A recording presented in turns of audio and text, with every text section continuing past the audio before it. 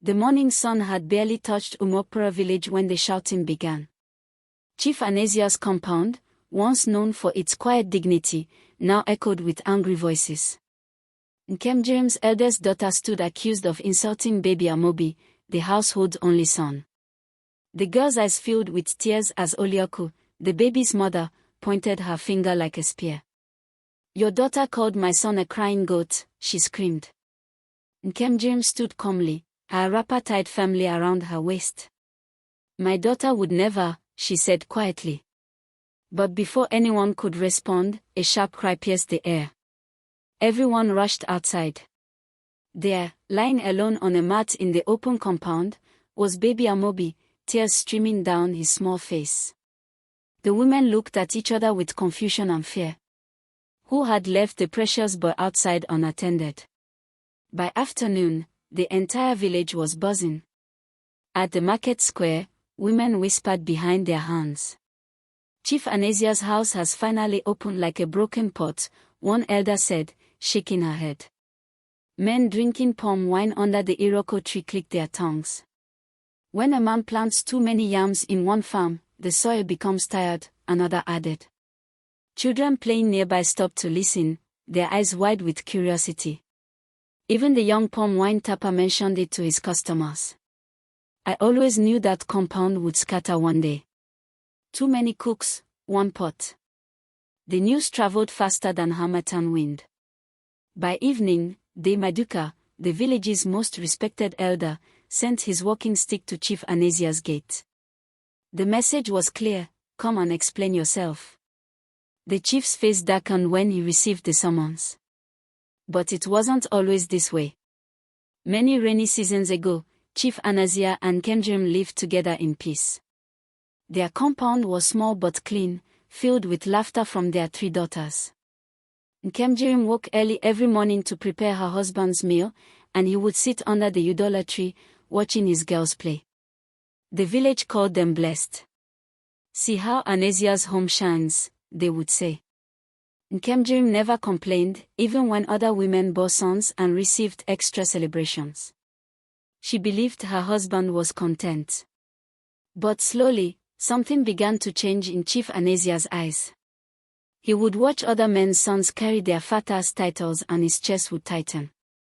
At night, he stopped talking to Nkemjirim as freely. His restlessness grew like weeds in an untended garden. And one market day, he made a decision that would crack his peaceful world forever. Chief Anazia brought home Ogadia without warning. "I am expanding my blessings," he announced to the confused household. Ogadia was younger than Nkemjirim, with a sharp tongue and restless eyes. She walked into the compound like someone who had won a competition. Nkemjirim swallowed her pain and welcomed her quietly, because that was the custom. She cooked for Ogadia, showed her where to fetch water, and tried to keep peace. The months passed, and Ogadia's stomach began to swell. Chief Anazia's excitement was visible.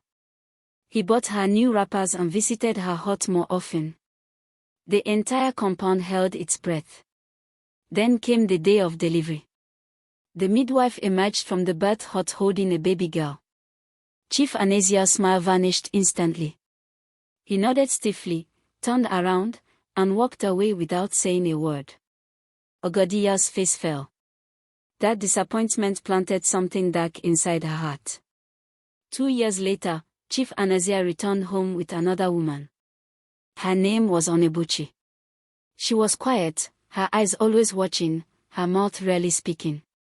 "This one will bring what I seek," the chief said confidently. Nkemjirim and Ogadia watched from their huts as Onebuchi settled in. She did not argue or compete.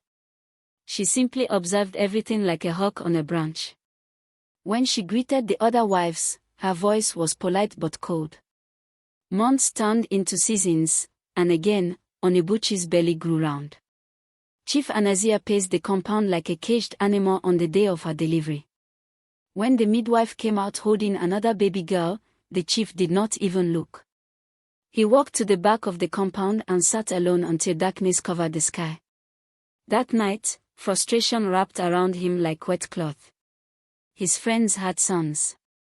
His younger brother had sons, but he had only daughters. Chief Anazia's desperation led him to make one final decision. He traveled to a distant village and returned with Olioko, a girl barely past her 20th year. She was younger than his eldest daughter. The compound erupted in silent bitterness.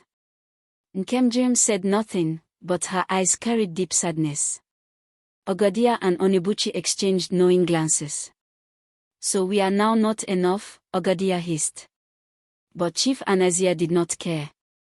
He gathered his wives and daughters and made a public declaration. "If this one does not give me a son, then I have failed as a man. But I believe the gods will answer me through her." His voice trembled with desperation. Olioko stood nervously beside him, her hands shaking. That night, the other wives did not sleep. They lay in their huts, listening to the crickets, wondering what would happen next.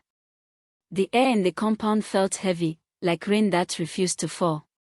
9 months later, Olioko went into labor. The entire village seemed to pause. Even the chickens stopped clucking. When the midwife finally emerged from the hut, she was smiling. "It is a boy," she announced. The chief let out a scream of joy that shook the trees. He danced barefoot in the sand, tears streaming down his face. Neighbors rushed in to celebrate. Palm wine flowed like river water. Drums echoed into the night. Chief Anazia named the boy Amobi, meaning "who knows tomorrow." But his celebration was one-sided. He ordered a feast only for Olioko and her newborn son. The other wives and their daughters were told to watch from a distance. Nkemjirim stood quietly at the edge of the gathering, her daughters clinging to her wrapper. Ogadia's jaw tightened with rage. Onibuchi's eyes turned cold. Something broke in that compound that night. And it would never be fixed. In the days that followed, Chief Anazia's favoritism became unbearable. He barely spoke to his other wives unless it was to give orders. All the best food, the softest cloth, the cleanest water, everything went to Olioko and baby Amobi. Ogadia and Onibuchi began meeting secretly behind the yam barn. "We have been thrown away like old pots," Ogadia whispered bitterly. Onibuchi nodded slowly. "He does not even look at our children anymore." Their pain formed a quiet alliance. Meanwhile, Nkemjirim withdrew deeper into silence. She spent her time with her daughters, teaching them how to weave and cook, preparing them for lives outside this broken home. But even her dignity could not shield them from the cruelty. One evening, Chief Anazia gathered everyone and made another declaration. "From now on, all the best soup, meat, and fish must go to Amobi. He is the future of this household." The daughters looked down, ashamed and forgotten. Chief Anazia's commands became more extreme. He forced Nkemjirim, Ogadia, and Onibuchi to serve Olioko publicly, as though she were a queen. They had to carry her water, sweep her hut, and even cook her meals while their own children went hungry. The daughters were turned into servants, running errands from dawn until their legs ached. Nkemjirim's eldest daughter, once bright and cheerful, grew thin and hollow-eyed. She worked without complaint, but her body was weakening. One afternoon, while carrying a heavy pot of water to Olioko's hut, the girl's knees buckled. She collapsed in the sand, the pot shattering beside her. Nkemjirim screamed and ran to her daughter, cradling her head. Olioko stood at her doorway, watching without concern. Chief Anazia was informed, but he only shrugged. "She should have been more careful," he said coldly. That moment, something hardened in Nkemjirim's heart. Even patience has its limits. De Maduka could no longer stay silent. He arrived at Chief Anazia's compound one morning, his walking stick tapping the ground like a warning drum. The chief came out reluctantly. "You sent for me, De Maduka?" he asked. The elder did not sit. He stood tall, his white beard blowing in the wind. "Anazia, I have watched you destroy your home with my own eyes. You have turned your wives into enemies and your daughters into shadows. A house built on favoritism will collapse on its owner. Chief Anazia's face twisted with anger. You do not understand, De Maduka. A man who finally has a son must protect him. The elder shook his head slowly. A man with a son needs no counsel, you say? Then prepare to lose everything. He turned and walked away.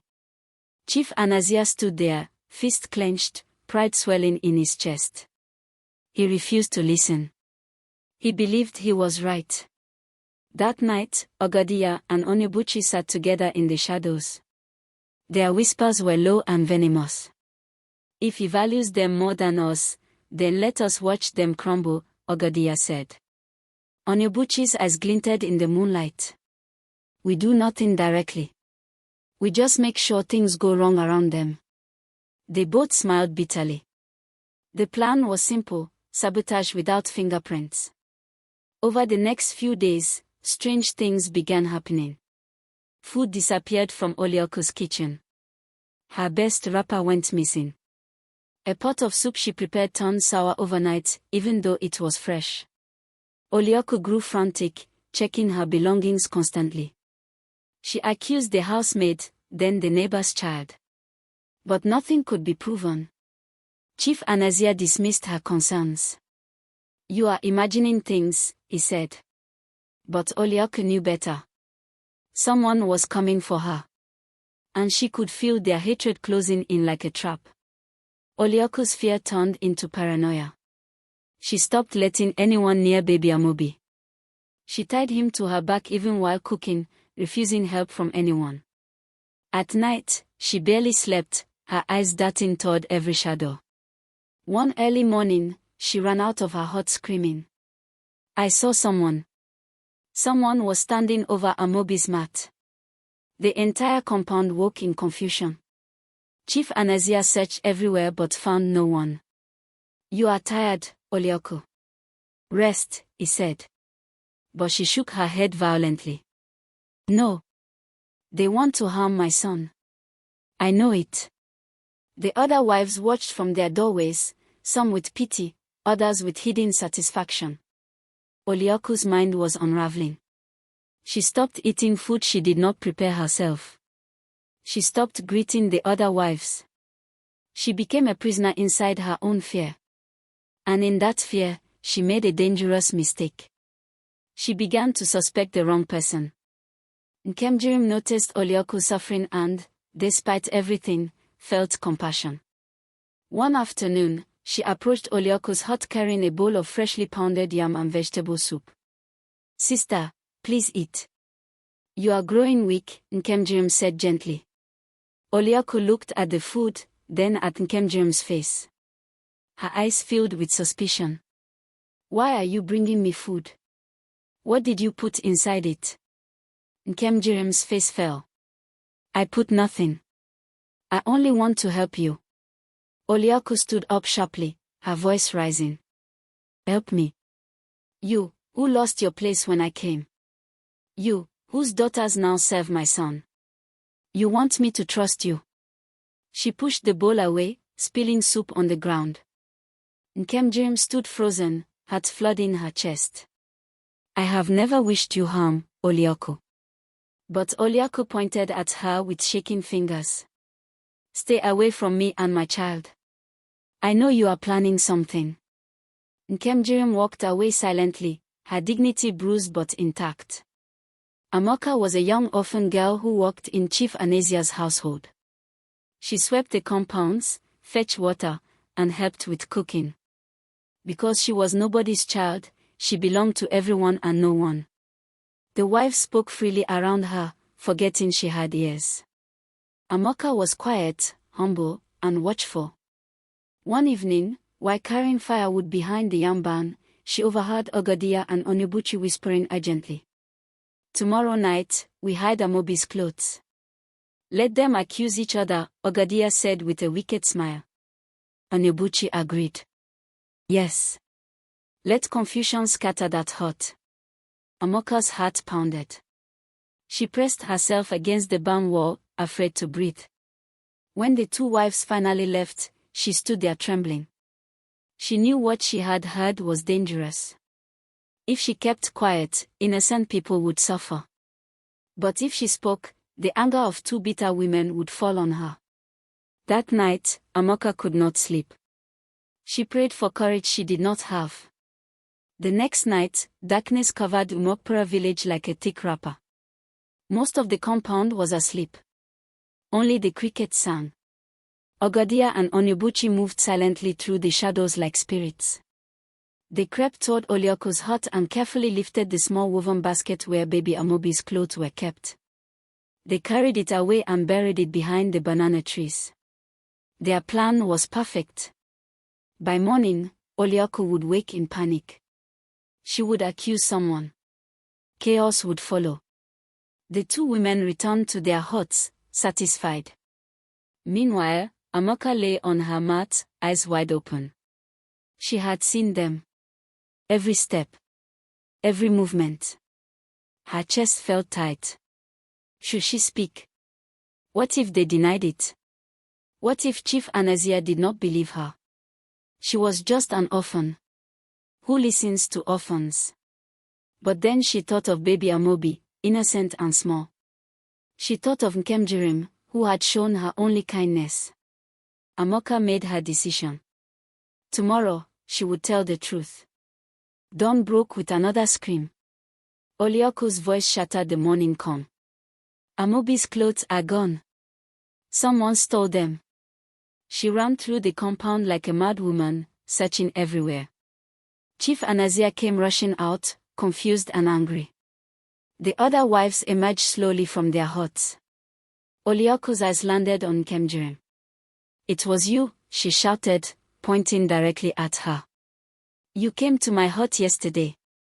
You tried to poison me with food, and when that failed, you stole my son's clothes. Nkemjirim stood completely still, her face calm but hurt. I did not touch your son's belongings, Olioko. But Olioko would not listen. She advanced toward Nkemjirim, screaming accusations.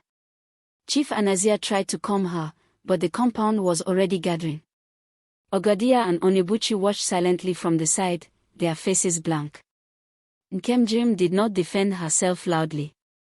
She simply stood there, dignified and silent, letting the storm rage around her. Her silence only made her seem more suspicious to some. The crowd grew larger, villagers pouring in to witness the drama. Just as Chief Anazia was about to speak, a small voice cut through the noise. I saw who did it. Everyone turned. There stood Amoka, trembling like a leaf in the wind. Her eyes were wet, but her voice was steady. I saw who took the clothes. Chief Anazia's eyes narrowed. Speak, girl. Who? Amoka swallowed hard. Ogadia and Onyebuchi stiffened. Olioko leaned forward. Nkemjirim watched quietly. The entire compound held its breath. Amoka pointed slowly, her finger shaking. It was not Nkemjirim. She paused. It was Ogadia and Onyebuchi. I saw them last night. They took the basket and buried it behind the banana trees. Gasps erupted. Ogadia's face flushed red. That is a lie. She is lying to protect Nkemjirim. Onyebuchi stepped forward. This orphan girl is trying to cause confusion. But De Maduka, who had arrived quietly, raised his hand. Then let us go and check behind the banana trees. The crowd moved like a river toward the banana trees. De Maduka himself dug into the soft soil. Within moments, he pulled out the small woven basket. Inside were baby Amobi's clothes, exactly as Amoka had said. The villagers murmured loudly. Olioko gasped, her hands flying to her mouth. Chief Anazia's face turned dark with rage. Ogadia. Onyebuchi. Explain this. Ogadia panicked. It was not my idea. Onyebuchi planned it. Onyebuchi's eyes blazed. You liar. You were the one who said we should teach them a lesson. The two women turned on each other like wild dogs, shouting, accusing, revealing secret after secret. They confessed to spoiling Olioko's soup, hiding her wrapper, and even spreading rumors about Kemjirim in the village. Their bitterness spilled out like poison from a broken calabash. The crowd watched in shock and disgust. Chief Anazia stood frozen, unable to believe what he was hearing. His household had become a pit of snakes, and he was only now seeing it clearly. De Maduka called for an immediate village meeting. Under the ancient Iroko tree, elders gathered with serious faces. Chief Anazia was summoned to sit in the center. One by one, villagers testified. They spoke of how his daughters were treated like servants. How his older wives were humiliated publicly. How favoritism had turned his home into a battlefield. Even some of his own relatives stood and spoke against him. "You created this evil with your own hands, Anazia," one elder said. Chief Anazia tried to defend himself. He opened his mouth to explain how much he had longed for a son, how important Amobi was to his future. But the words would not come. His throat closed. His tongue felt heavy. He sat there, silent and exposed, as truth after truth buried him. Finally, the elders gave their judgment. "Every wife and every child in your house must be treated equally. You will rebuild trust, or you will lose everything." Chief Anazia's pride burned, but he could say nothing. The elders waited for Chief Anazia's response. The entire village watched. He stood slowly, his jaw clenched tight. "I will not be told how to run my household," he said coldly. "Amobi is my son. He deserves more. That is final." Shock rippled through the crowd. De Maduka shook his head in disappointment. "Then you choose destruction, Anazia." The chief turned his back on the gathering and stormed out. His footsteps echoed loudly in the silence. The villagers whispered among themselves. Some pitied him. Others were angry. Nkemjirim stood quietly at the edge of the crowd, her face unreadable. Ogadia and Onibuchi were shamed into silence. Oliaku clutched baby Amobi tightly, suddenly realizing that even her safety was not guaranteed. That night, the compound felt colder than ever. No one spoke. No one cooked. The air was thick with unspoken fear. Something terrible was about to happen. Everyone could feel it. But no one knew what form it would take. The next morning, Chief Anazia woke to screams. He rushed outside and froze. His prized palm wine trees, the ones that brought him wealth and respect, lay destroyed. Every single one had been cut down during the night. The trunks were split. The wine pots were shattered. His livelihood was gone. Chief Anazia fell to his knees in the sand, his mouth open in silent agony. "Who did this?" he whispered. No one answered. Villagers gathered at a distance, watching but not helping. Some suspected his own wives. Others thought it was enemies from outside. But the truth did not matter anymore. What mattered was that Chief Anazia had lost his main source of income. He had no way to feed his household. His pride had finally cost him everything. He sat there among the broken trees, a man who had planted destruction and was now harvesting it. The compound, once alive with noise, had become a graveyard. And the chief had no one to blame but himself. In the following weeks, the household began to fall apart like a termite roof. The wives stopped cooking together. The children stopped playing. Even the chickens seemed to sense the decay and stopped laying eggs. Ogadia was the first to leave. One morning, she packed her belongings and her daughter and walked out without a word. Chief Anazia did not stop her. Onibuchi left 2 days later, her face hard and unforgiving. She did not even look back. The compound grew quieter and emptier. Then came the day that broke Chief Anazia completely. Oliaku, the mother of his precious son, tied baby Amobi to her back, gathered her things, and stood at the gate. "I cannot stay here anymore," she said flatly. "This place has become a curse." Chief Anazia begged. He knelt before her. But Oliaku shook her head. You destroyed this home, not me. She walked away, and the chief watched her disappear down the path. Now, only Nkemjirim and her daughters remained. But even they stayed at a distance. Chief Anazia sat alone in the middle of his empty compound. The huts that once buzzed with life were now silent and dusty. The cooking pots were overturned. The yard was overgrown with weeds. He had no palm wine to sell.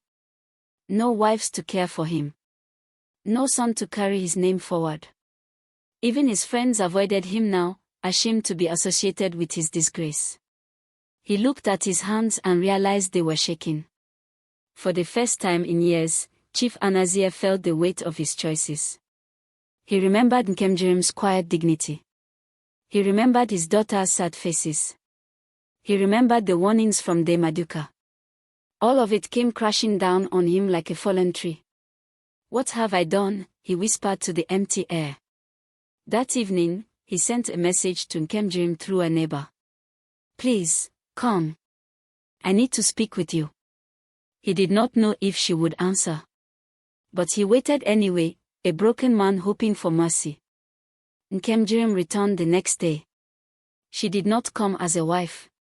She came as a woman who had survived the storm. Chief Anazia stood before her, unable to meet her eyes. I was wrong, he said quietly.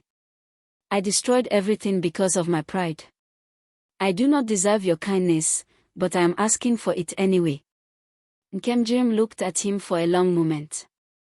I did not come back for you, Anazia. I came back because our daughter still needs stability. And because I will not let bitterness poison my heart the way it poisoned yours. She did not embrace him. She did not forgive him fully. But she stayed to help rebuild what was left. Slowly, she brought order back to the compound. She replanted the garden. She taught the daughters new skills. Chief Anazia walked quietly beside her, no longer giving orders, no longer demanding respect. The villagers watched with cautious hope. Could a man truly change? Or was this just the calm before another storm? Only time would tell. Months later, De Maduka visited the compound. He found Chief Anazia sweeping the yard while Nkemjirim prepared soup with her daughters. The old elder smiled faintly. It seems you have learned something, Anazia. Chief Anazia nodded humbly. I have learned that pride is a poison. And favoritism is a knife that cuts its owner. De Maduka tapped his walking stick on the ground. Remember this always, whoever builds a house on favoritism builds a grave for his peace. The chief bowed his head. The elder turned to leave but paused. Your daughters are thriving now. That is your true wealth. Do not forget it again. As De Maduka walked away, the compound felt lighter. Order had returned. The daughters laughed again. Nkemjirim's quiet strength had restored what violence and pride had destroyed. And Chief Anazia, humbled and broken, finally understood the truth. A man is not measured by the son he has, but by the peace he keeps. Did this story touch your heart? Have you seen favoritism destroy a family before? Share your thoughts in the comments below. And if you believe someone needs to hear this message, share this story with them. Don't forget to subscribe to this channel for more powerful folktales that teach lessons we all need to remember. Until the next story, may your home be built on love, not pride. Thank you for watching.